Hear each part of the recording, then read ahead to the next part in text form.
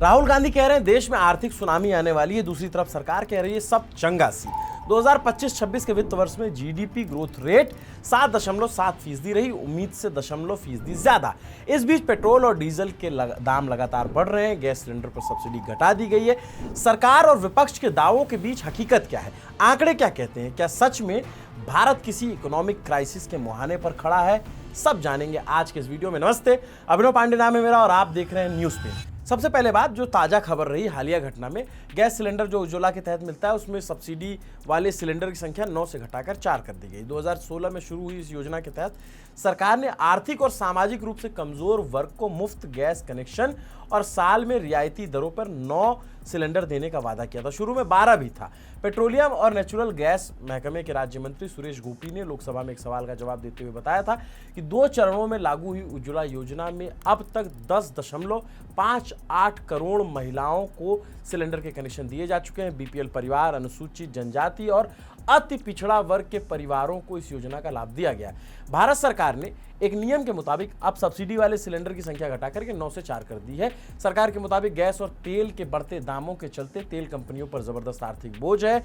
अंतर्राष्ट्रीय बाजार के दामों के हिसाब से सिलेंडर की कीमत 1600 होनी चाहिए थी। सरकार के लोगों का तर्क ऐसा है। फिलहाल भारत में गैस सिलेंडर का दाम 942 है, ऐसा अभी बताया जाता है, लेकिन बाकी सिलेंडर के दाम कितने महंगे वो हम आप जानते हैं। कॉमर्शियल का कितना महंगा है और जो छोटा वाला सिलेंडर आता है वो कितना महंगा है। कहने का मतलब है गैस सिलेंडर पर पहले पर्याप्त सब्सिडी थी, अब सरकार कह रही है कि अब इससे ज़्यादा सब्सिडी हम नहीं दे पाएंगे। सरकार की तरफ से दूसरा तर्क दिया जा रहा है कि उज्ज्वला योजना के तहत आने वाले कनेक्शन में अधिकांश तौर पर 4 से 5 ही सिलेंडर रिफिल कराए जाते हैं, इससे कोई खास फर्क नहीं पड़ेगा। सरकार के अपने तमाम दावे हैं इस मसले पर। लेकिन इस बीच 3 जून 2026 को कांग्रेस नेता राहुल गांधी ने दिल्ली में स्थित कांग्रेस के हेडक्वार्टर में जो उनका कार्यक्रम था आदिवासी प्रोफेशनल कॉन्क्लेव के मंच पे, उन्होंने वहां से कहा कि भारत में आर्थिक सुनामी आने वाली है और इसे टाला नहीं जा सकता। इसके 2 दिन बाद प्रेस इंफॉर्मेशन ब्यूरो की तरफ से प्रेस रिलीज जारी करके कहा गया कि भारत की पिछली वित्त वर्ष की जो जीडीपी ग्रोथ रेट थी वो 7.7% रही, ये उम्मीद से अधिक रहा। 2025-26 की आखिरी तिमाही में ग्रोथ रेट 7.8% रही।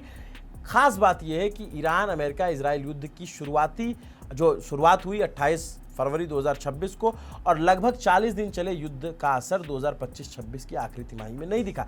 लेकिन इसका मतलब ये नहीं है कि इस युद्ध से भारत की अर्थव्यवस्था अछूती रहने वाली है।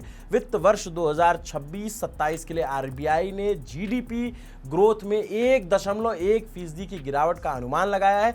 वेस्ट एशिया में चल रहे युद्ध और कमजोर मानसून के चलते भारत की अर्थव्यवस्था 2026-27 में उसकी ग्रोथ रेट जो है वो 6.6% रहने का अनुमान है। कुल मिलाकर कहा जाए तो जो युद्ध चल रहा है उसका असर भारत पर पड़ने वाला है।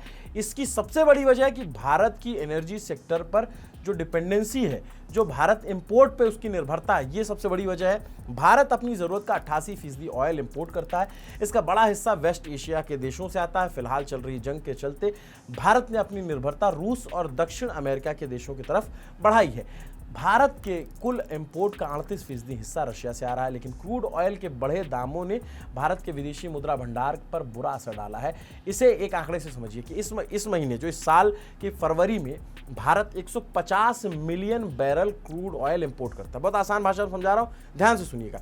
भारत फरवरी में 150 million barrel crude oil import करता है, इसके बदले वो $9.82 बिलियन खर्च करता है। जबकि अप्रैल 2026 में भारत ने 143 million barrel crude oil import किया और पैसा कितना चुकाया? $15.37 बिलियन। वहां 150 मिलियन बैरल खरीदा, $9.82 बिलियन खर्च किए, यहां 143, यानी तेल कम हुआ लेकिन पैसा हमको ज्यादा देना पड़ा। क्यों?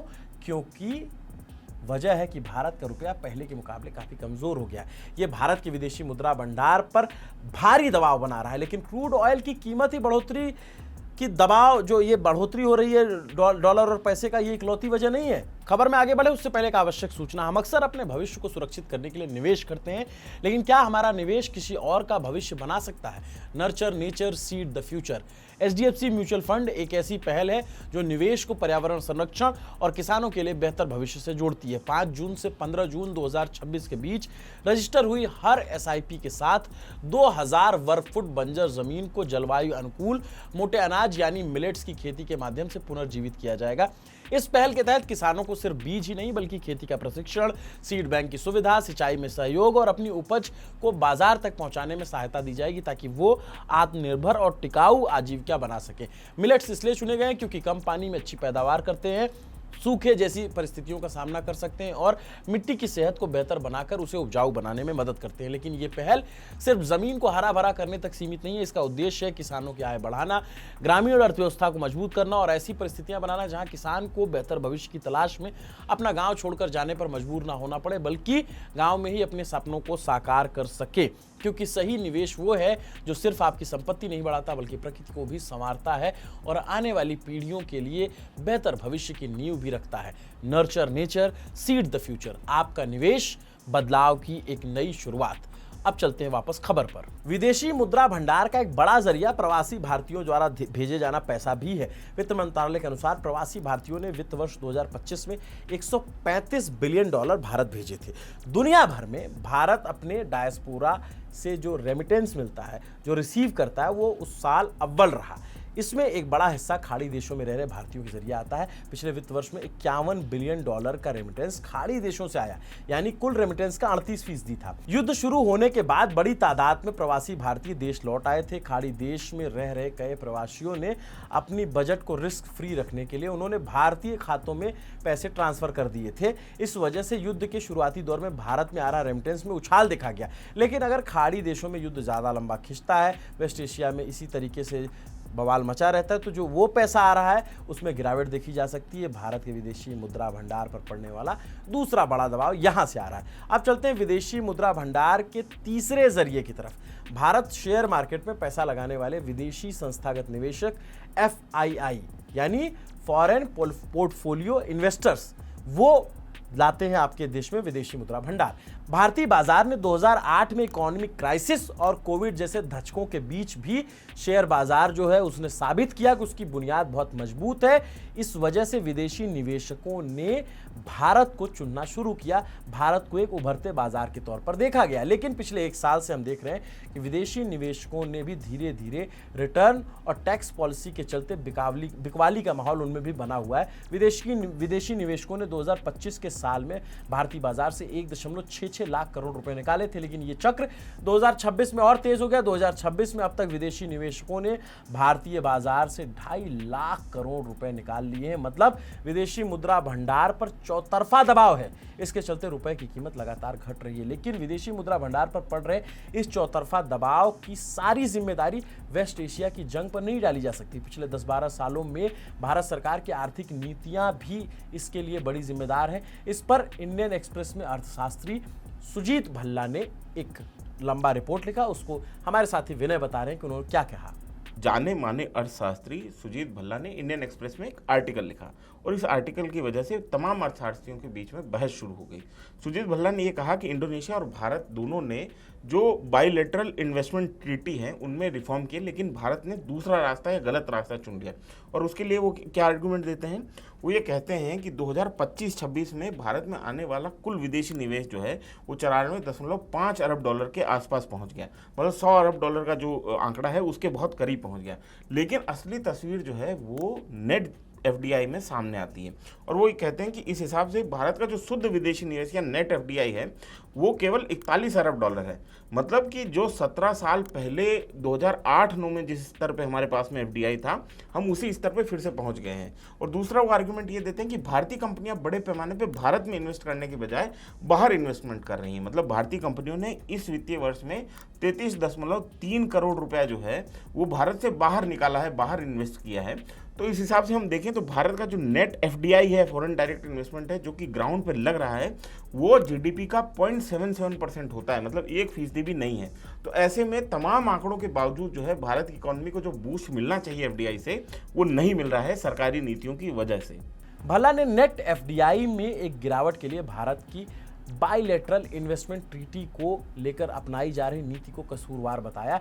लेकिन यहां यह समझने की जरूरत है कि BIT यानी बायलैटरल इन्वेस्टमेंट ट्रीटी है क्या। भला आसान भाषा में कहा जाए तो ये दो देशों के बीच होने वाली एक संधि है जिसमें दोनों देश अपने अपने निवेशकों के हितों की रक्षा सुनिश्चित करते हैं। उदाहरण के लिए भारत की कोई कंपनी जापान में इन्वेस्ट करती है या जापानी कंपनी भारत में निवेश करती है तो BIT ये सुनिश्चित करता है कि सरकार मनमाने तरीके से निवेशक की संपत्ति या कंपनी को जब्त न करे, विदेशी निवेशकों के साथ भेदभाव न हो, निवेशकों को निष्पक्ष और न्यायपूर्ण व्यवहार मिले, विवाद होने पर निवेशक अंतर्राष्ट्रीय मध्यस्थता में जा सके। एक तरीके से ये निवेशक को भारत के द्वारा उनके निवेश को सुरक्षित रखने की गारंटी है। लेकिन भारत में 2011 में एक केस ने बिट जो बायलैटरल ट्रीटी है उसको तहस नहस करने में महत्वपूर्ण भूमिका निभाई थी। यह मामला था Australian mining company white industries और कोल इंडिया के बीच में। वाइट इंडस्ट्रीज ने 2011 में कोल इंडिया के खिलाफ $22 लाख हर्जाने का मुकदमा किया। कोल इंडिया ने पहले उसके खिलाफ कलकत्ता हाई कोर्ट में अपील की, फिर दिल्ली हाई कोर्ट, फिर सुप्रीम कोर्ट। सुप्रीम कोर्ट ने वाइट इंडस्ट्रीज के हर्जाने के दावे को सही ठहराया और कोल इंडिया को मूल रकम पर ब्याज देने का निर्देश दिया। सरकार ने इस फैसले को अपमान की तरह लिया और 2016 में मोदी सरकार ने बिट की नीति बदल दी। सरकार ने नया नियम बनाया कि विदेशी निवेशक किसी भारतीय कंपनी के खिलाफ मुकदमा दायर करने से पहले 60 महीने का कूलिंग पीरियड लेंगे। ऊपर से भारतीय न्याय प्रक्रिया जिसमें न्याय हासिल करने में सालों लग जाते हैं। अब आप बताइए कि जो लोग भारत में निवेश करना चाहेंगे क्या उसके बाद उनका कैसा भरोसा रहेगा। इसके अलावा भारत सरकार ने विदेशी संस्थागत निवेशक यानी फॉरेन इंस्टीट्यूशनल इन्वेस्टर जिसे हम FII कहेंगे उसे भी हतोत्साहित करने में कोई कसर नहीं छोड़ी। विदेश के कई पेंशन फंड भारत में बॉन्ड मार्केट में पैसा लगाते हैं, लेकिन सरकार ने बॉन्ड से हो रहे प्रॉफिट पर टैक्स लगाना शुरू कर दिया। सामान्य तौर पर विदेशी निवेशकों को लुभाने के लिए उन्हें इस किस्म की जो स्कीम होती है उसमें टैक्स से छूट दी जाती है। दूसरी तरफ रुपए की कीमत में लगातार हो रही गिरावट है और FII के जो रिटर्न है इससे ये सीमित हो गया और ऐसे में FII भी बाहर जाने लग गया दूसरे देशों में।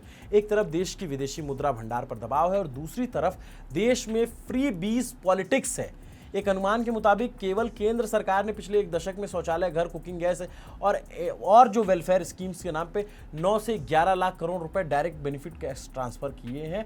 राज्य सरकारों का आंकड़ा मिला लेंगे तो ये दुगुना तिगुना हो जाएगा। भारत की पारंपरिक समझदारी के मुताबिक सरकार अमीरों से टैक्स वसूलती थी, गरीबों में बांट देती थी, लेकिन कई आर्थिक जानकार मानते हैं कि अमीर तो छोड़िए, फ्री बीज का भार मिडिल क्लास के कंधों पर आ गया है। वरिष्ठ पत्रकार शेखर गुप्ता ने मौजूदा आर्थिक स्थिति पर क्या लिखा, ये हमारे साथी विनय बता रहे हैं। द प्रिंट के संपादक और जाने माने पत्रकार शेखर गुप्ता ने अभी अपनी न्यूज़ वेबसाइट पे एक दिलचस्प आर्टिकल लिखा और उनका ये आर्टिकल में ये कहना था कि मध्यम वर्ग जो इस देश का है 40-45 करोड़ की जो आबादी है वो नरेंद्र मोदी के लिए नया मुसलमान बन गई है। और इसके पीछे वो आर्गूमेंट क्या देते हैं, उनका ये कहना है कि एक तरफ से पेट्रोल और डीजल की कीमतें बढ़ रही हैं, सरकार उसके ऊपर भी एक अतिरिक्त जो है टैक्स लगा रही है और इस सब के रिसीविंग एंड पे जो है मध्यम वर्ग के लोग हैं, क्योंकि महंगाई दर बढ़ रही है, पेट्रोल डीजल के दाम बढ़ रहे हैं, उनको चुकाने का जो मादा है, चुकाने की जो जिम्मेदारी है वो मध्यम वर्ग के ऊपर ही है। दूसरी तरफ मध्यम वर्ग जहाँ पे अपनी बचत कर रहा है शेयर मार्केट में चाहे सोने में, वहाँ पर भी सरकार जो है दोनों हाथों से टैक्स वसूल कर रही है। शेखर गुप्ता कहते हैं कि डिविडेंड डिस्ट्रीब्यूशन के ऊपर टैक्स लगाया गया है, शेयरों पर लॉन्ग टर्म कैपिटल गेन के ऊपर टैक्स लगाया गया है, सालाना किसी को अगर 10 लाख से ज़्यादा डिविडेंड से कमाई हो रही उसके ऊपर अलग से सरचार्ज लगाया गया है, 50 लाख से 1 करोड़ की जो इनकम वर्ग है उसको अतिरिक्त टैक्स देना पड़ रहा है। तो ये तमाम तरीके की चीज़ें हैं। जैसे सोने के ऊपर 10% जो आयात शुल्क था तो वो 10% से बढ़ा के 12.5% कर दिया गया है। तो ये तमाम किस्म की चीज़ें हैं जिसके ऊपर शेखर गुप्ता कहते हैं कि मध्यम वर्ग जो है वो अकेला ऐसा वर्ग है जिसके पास में कोई टैक्स हेवन नहीं है जहाँ पे वो अपनी इलीगल मनी जो है उसको पार्क कर सके अमीरों की तरह, ना ही उसके पास में जो गरीब वर्ग है जिसके पास में तमाम लोग हितकारी जो योजनाएं हैं, वेलफेयर स्कीम है, उसका लाभ मिल रहा है, वो भी उनको नहीं मिल रहा है। तो ये ऐसा वर्ग है जो अपनी ईमानदारी से अपना टैक्स दे रहा है, मेहनत से काम कर रहा है और सबसे ज़्यादा आर्थिक बोझ झेल रहा है। तो ये शेखर गुप्ता का आर्ग्यूमेंट था और ये आर्ग्यूमेंट कई लिहाज से ठीक भी दिखाई देता है। एक तरफ शहरों में रह रहा मध्यम वर्ग दबाव में है, दूसरी तरफ ग्रामीण अर्थव्यवस्था पर भी संकट के बादल दिखाई दे रहे हैं। भारत में खेती GDP में 16% का योगदान देती है, हमारे कुल एक्सपोर्ट का 10% भी इसी सेक्टर से आता है, लेकिन भारत की 42% वर्कफोर्स खेती से जुड़े काम, उससे जुड़े कारोबार में लगी है। मतलब कि खेती देश में रोजगार का सबसे बड़ा जरिया है। आप इसे अंधी बेरोजगारी कह सकते हैं, लेकिन पिछले कई दशकों में इस आंकड़े में कोई हलचल नहीं देखी गई। 2026 जो सुपर एल नीनो का साल बताया जा रहा है और इसमें कहा जा रहा है कि मौसम विभाग का अनुमान है कि इस साल पिछले बाकी सालों से सामान्य से 10% कम बारिश हो सकती है। पिछले एक दशक से भारत ने मानसून की मार नहीं देखी, लेकिन एक बार इसकी प्रबल संभावना या आशंका जताई जा रही है। अब इस पूरे सूरत हाल को समझिए कि एक तरफ विदेशी मुद्रा भंडार पर दबाव है, जिसके चलते महंगाई बढ़ रही है। फरवरी में महंगाई दर 3.2% थी और मई के महीने में 4% पर पहुंच गई। इससे रोजमर्रा के सामानों की कीमतें बढ़ रही हैं। ये मध्यम वर्ग के लिए परेशानी का वजह बन सकता है। दूसरी तरफ खराब मानसून की आशंका है, जिससे अगर महंगाई दर और बढ़ने की जो आशंका है वो बढ़ जाती है। ऊपर से वेस्ट एशिया का युद्ध, जिसका भविष्य अभी साफ नहीं है। इन कई फैक्टर्स के एक साथ आने से देश की अर्थव्यवस्था की गति का धीमा होना तय माना जा रहा है। आपके हिसाब से देश में क्या सच में आर्थिक सुनामी आने वाली है, या आर्थिक झटके लगेंगे, या फिर भारत इन तमाम झटकों और धचकों से उभरने में कामयाब रहेगा? हमें अपनी राय कमेंट बॉक्स में बताइए। हमारे पास जो जानकारी थी, अलग अलग फैक्टर थे, आपको जोड़ करके बताए। ये कॉपी हमारे साथी विनय सुल्तान ने लिखी है, कैमरे के पीछे से दर्ज किया है सत्यम ने, एडिट किया है अभय ने। देखते रहे न्यूज़ पिंच। अभिनव पांडे नाम है मेरा। अच्छा लगा है रिपोर्ट, अगर सही लगी है तो सब्सक्राइब भी कर लो दोस्त।